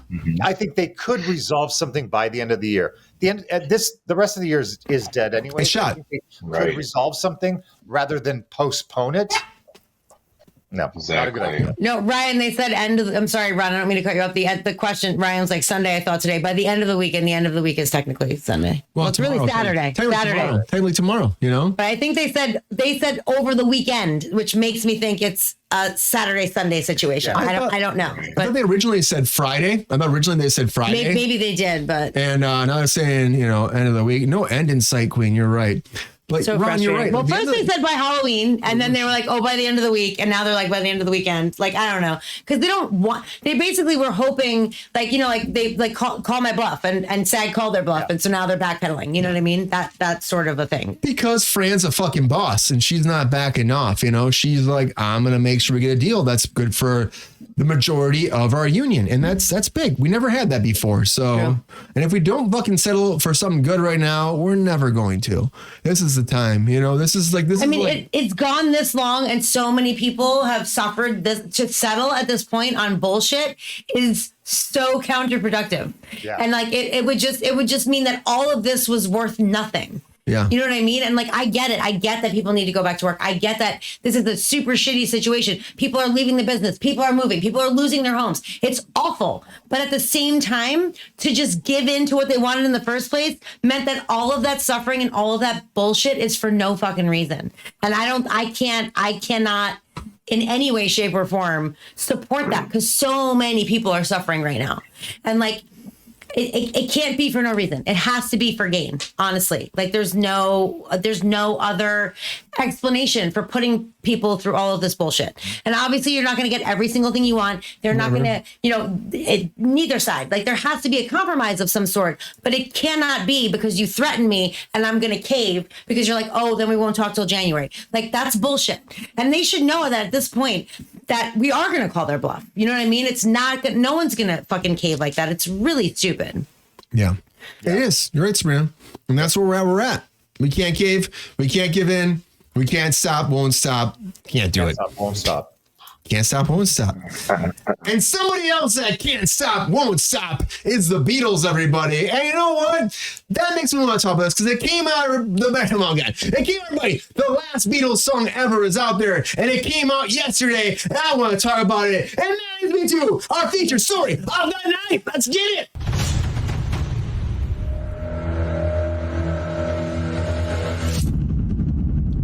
Brian's had a few little angry orchards tonight, I would say. But Beatles Now and Then is out. If you haven't heard it, I wanted to play the actual music video, but I don't know if it's going to work tonight. No. I feel like if I play it, we're going to be like something crazy. Well, how about you start playing it, and you guys in the chat let us know if it works. But if you haven't heard it, yeah, right, Ron. If you haven't heard it yet, the absolutely last Beatles song is out. Came out yesterday. And you gotta check it out. Honestly, it's a very sad thing because when John Lennon died, like they probably thought one day they get back together, maybe. And there's a documentary out. It's like a 12-minute type. They call it a short film for it. And it's really fun to see where this came to be. But Yoko Ono actually gave like 3 cassette, or it was like a cassette tape with 3 tracks that John had written before he died. And they went in the studio, the 3 of them. George Harrison was there. Paul McCartney was there. Ringo Starr was there. And they sat down and they finished the songs. Well, there was one song they couldn't finish, and that was this song, Now and Then. And they had it, and they said that John's track was just too mixed in with the piano, and so they couldn't quite get it separated. Now, before George Harrison died, he recorded his part, Ringo recorded his part, and they did backup vocals, all that, but they couldn't fix it. And then, so I guess this one just has to lie. That's it. And then later on, Peter Jackson got involved. They did that whole documentary for Apple TV. And they said, can you do something with this? And Peter Jackson's like, oh yeah, I got this. Again, here we go. AI, everybody. But AI was able to separate the vocal tracks from the piano tracks. And then they got a clean version of John's final track, and they were able to mix it in with everything else. Of course, Paul added a few things now too with Ringo together, and they finished the track, and it came out. Do a remake of Yellow Submarine. That could be good. That could be good, maybe. I don't know. That'd be super fun. This is their last song ever, and it's kind of fitting the way it is. It's kind of ghostly sometimes for me when I think about it. I listen to it. It's one of those songs. It doesn't sound like your typical Beatles song, but it does sometimes with the simplicity of it. And for me, I honestly, it's in some fucking reviews online. Some people say, that Now and Then they just say it's just okay, and that's not nearly good enough. I'm like, you know what? Fuck you. I mean, what do you do? This is someone died back in the 70s, and it's like their last thing, and they try to do something good for that person and have one last song together. Like, you know what I mean? Like, you can have haters or not hate. There's also a review out there like absolutely incredibly biblical, celestial, and heartbreaking and heartwarming all at the same time. Which I'm like, yeah. I mean, you take a cassette from 1970s and you make this like. It moves people. It does. And people that love the Beatles back in the day that wanted to see them back together, this is a Beatles track. I don't care what you say. People, it technically is, but it is. John wrote it. And usually one of the Beatles wrote the song, it would be John, it would be Paul, and later on it was George, but you know what I mean? And then the rest of them would fill in the blanks. And they did this together in a lot of ways. Maybe they weren't in the same room together, but to me, I'm like, it's cool it happened, I think, The Michael Jackson stuff, I think about Michael Jackson, he never wanted his stuff out there a lot of times, and Michael Jackson, he's a whole different can of worms, but he didn't want that out there. But they talk about John, like John would have loved this. They love technology. He wanted to see this come to fruition. Like he was just jamming out, and he had a good time, and it's beautiful, but it also made me laugh sometimes. It was funny because like sometimes John Lennon's like doing this.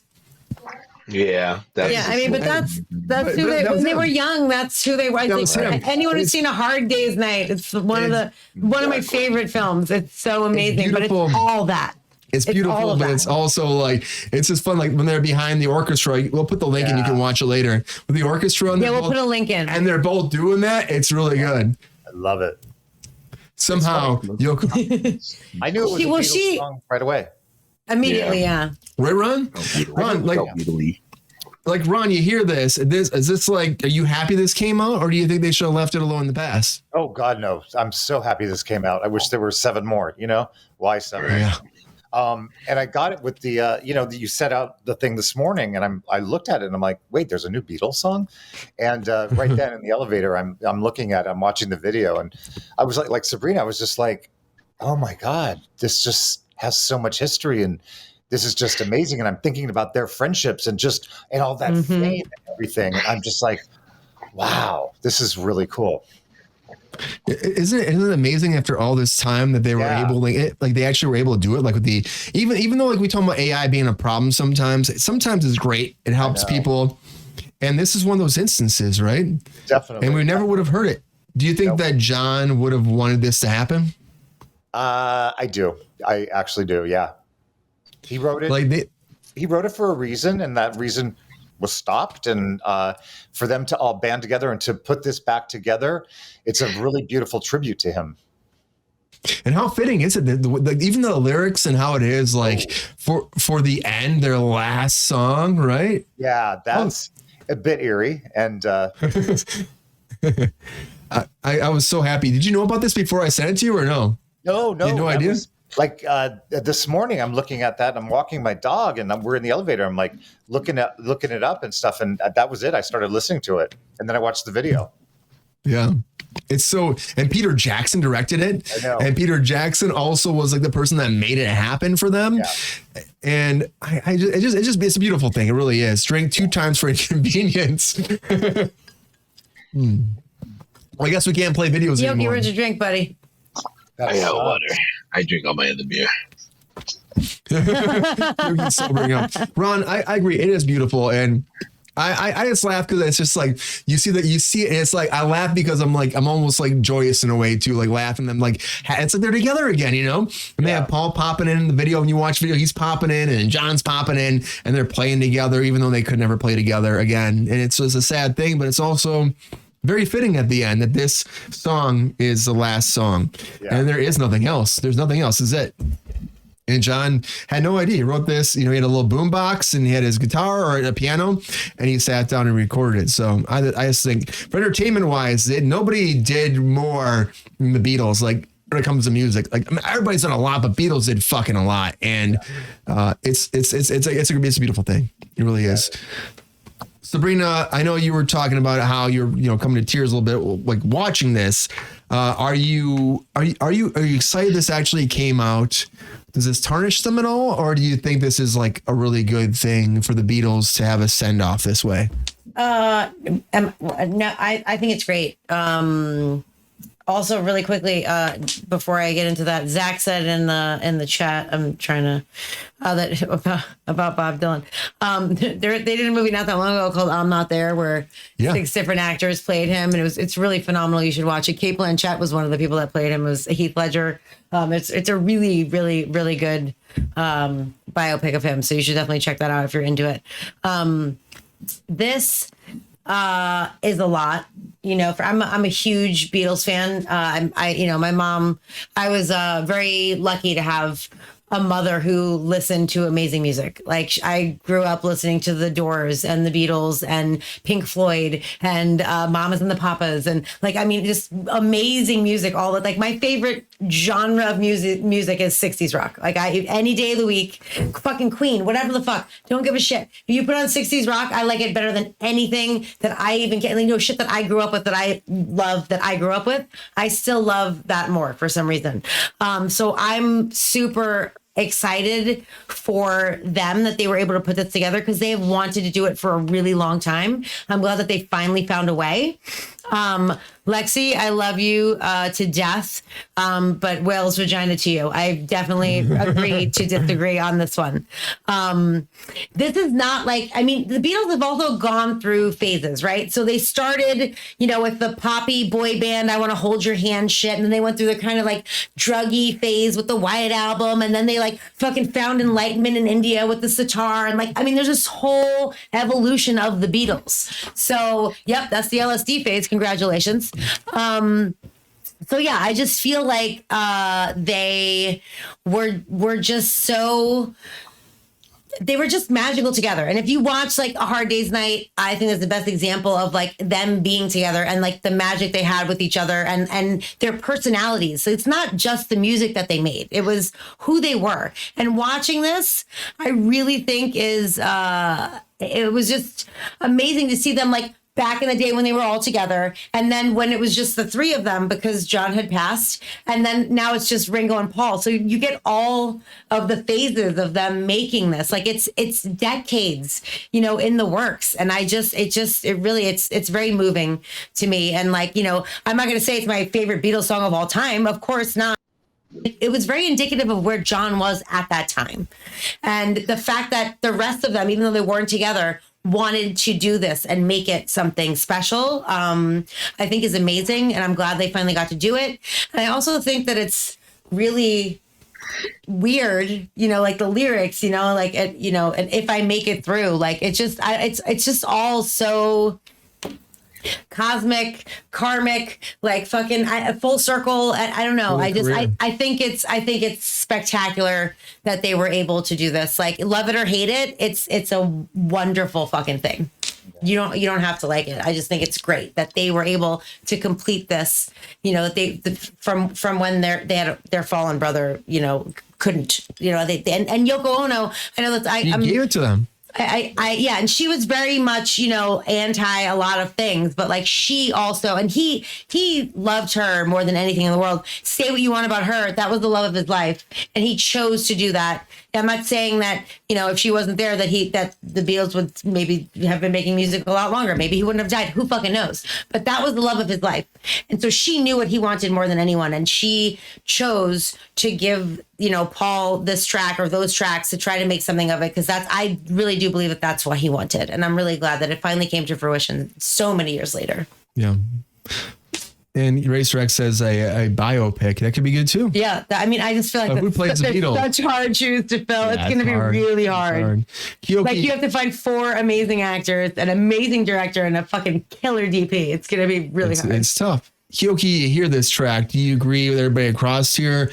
Or do you think differently? Do you think that they shouldn't have done this? How do you feel when you hear the last Beatles song ever?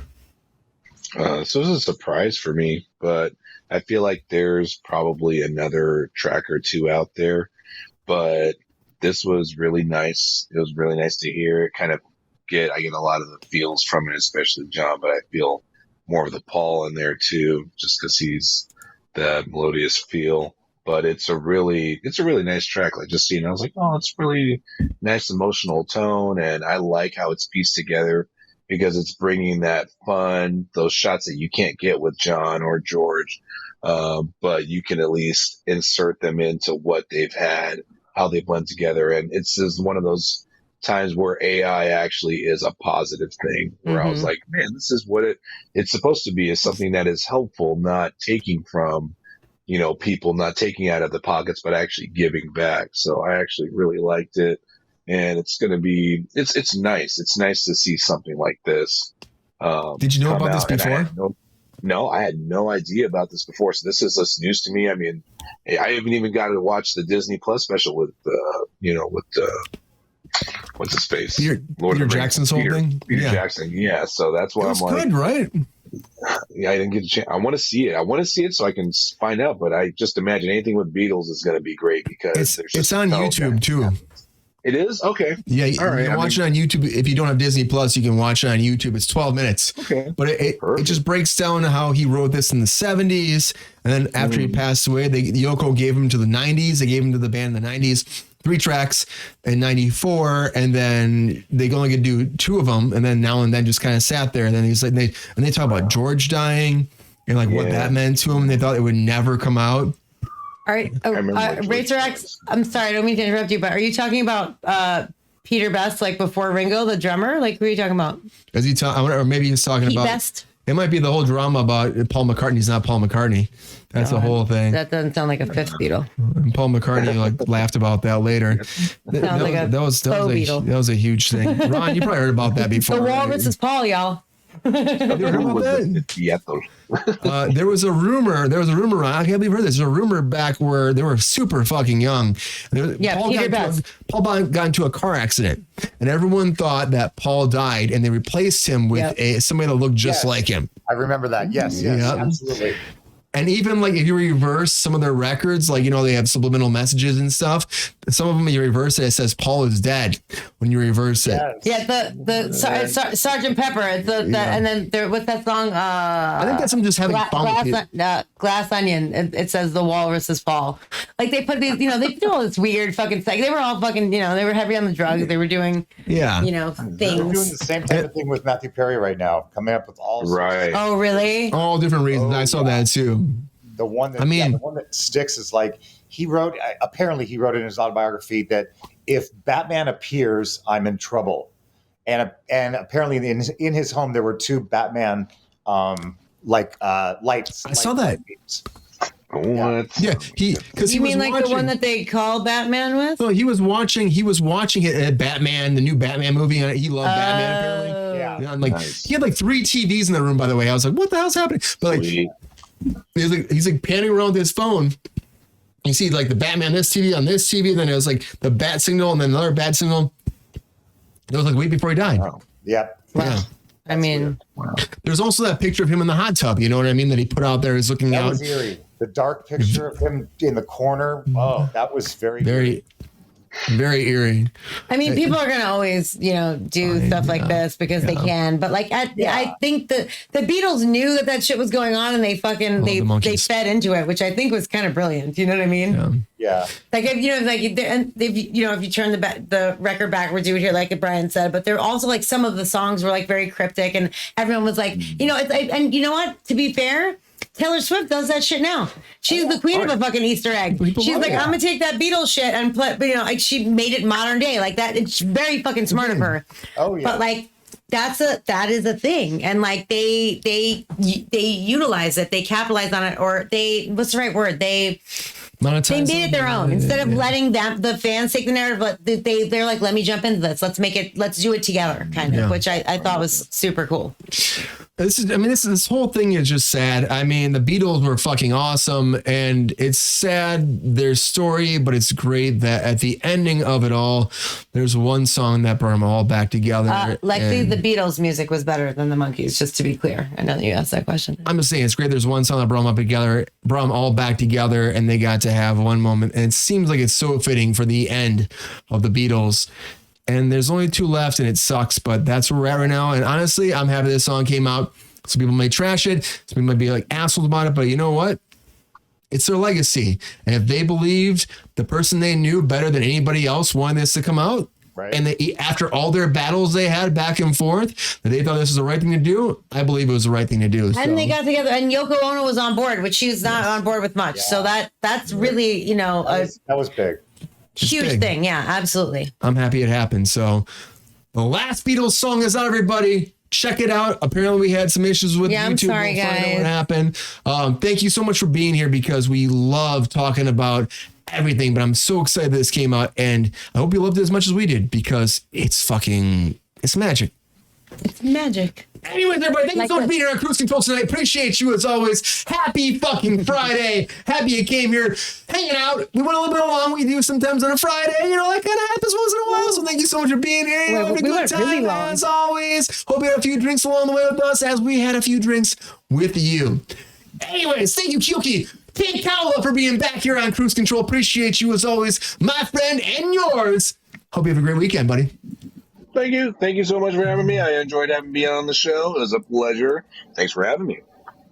Yes, I love having you. We'll have you back soon, man. We'll talk some more. We'll figure out the time. That's how it goes. We're all doing shit. This is Hollywood. We're on strike, but we're still fucking figuring things out. We're having a good time. But thank you, Keoki. I appreciate you. I appreciate you. Thank you so much. Oh, double drink before Brian gets going. Everybody tip up your cup and throw your hands up. Montel Jordan, y'all. Ronald, Todd, Woodward, thank you so much for being here on Cruise Control. Appreciate you. So I've known Ron for a long fucking time, and I love him. He's a great human being. Honestly, he's a fucking great actor too. You got to see some of his work out there. We had a great time making a project called Harrison together, and The Valley, of course. But Ron, I love it. Before I go, I want to say, Ron and I worked on a show, and I put a posting up on Facebook and looking for somebody in the category. And Ron grabbed me. He's like, dude, I could do this. And I'm like, fuck, you could do this. I didn't think you would do that. And Ron killed it. And I'm so happy it happened. And I love Ron also played my husband in The Valley. Also played Sabrina's husband in one of our projects. So Ron, I love having you in my life. I'm happy you're here joining us on Cruise Control. You're a fantastic human being, and I'm happy your success is rising in the whole industry you're working in now with real estate. I'm happy for you, man. I love you. Me too. I'm happy you're here. Thank you, guys. I appreciate that. Appreciate you. Third show. Yeah. Thank you for being here. You're becoming a regular, my friend. Yeah, you are. Too much fun. We try. The show was Très Bien. Très Bien. I love that shit. Sabrina, you took so French, and that's how you pronounce it. Très Bien. Como estas? Like what the fuck, bro? You took French. Thank you, Ron. I took 2 years of French. I took no French. My old teacher, Mojo, heard me call her Mojo back in the day. She'd be like, what the fuck, Brian? Sabrina, thank you so much for being on Cruise Control. As always, appreciate my lovely co-host. Me. Hope you had a great night. And happy Friday. All about it. Happy Friday. Thank you, Zach. Thank you, Lexi. Thank you, Racer X. Of course, Queen Glamazona, my queen. I love you so much. Thank you for being here. Ryan, obviously, GR. Always. OG GR. I love you guys so much. Zach, Dude, spicy tonight, but Spicy. fucking comment of the night goes to you, sir. Very, very great job. Thank you for tuning in, you guys. I love you guys so much. We couldn't do it without you. I appreciate you. If you're still watching, please click the like button. Give me a little thumbs up. It helps us so much. If you haven't subscribed, which I'm fairly certain that you have, but if you haven't, please do. It helps us so much. We love you guys. We'll see you on Monday. Thank you so much. We're almost at we're like Close to 670. 670. we're almost 700. We're almost 700 subscribers, and it's like it keeps growing. It's been growing like a lot the past week. So thank you so much for being out there. It's so cool. I'm happy it keeps going. We keep trying. We keep putting it out there for you. We love you so much. But you gotta like, you gotta subscribe. You gotta tell your friends. Join our Patreon if you can.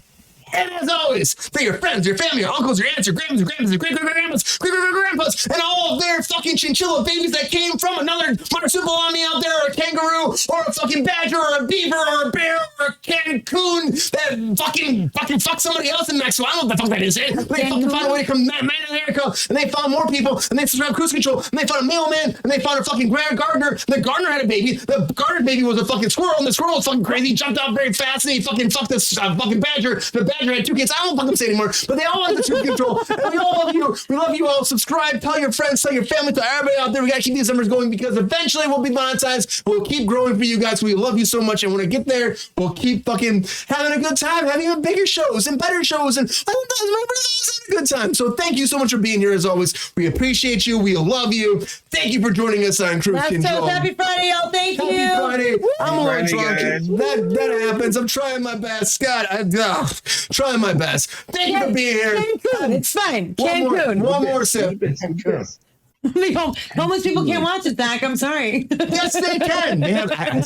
I see their smartphones. Until next time, everybody. See ya. Bye, guys. Thank you so much. Bye. Bye.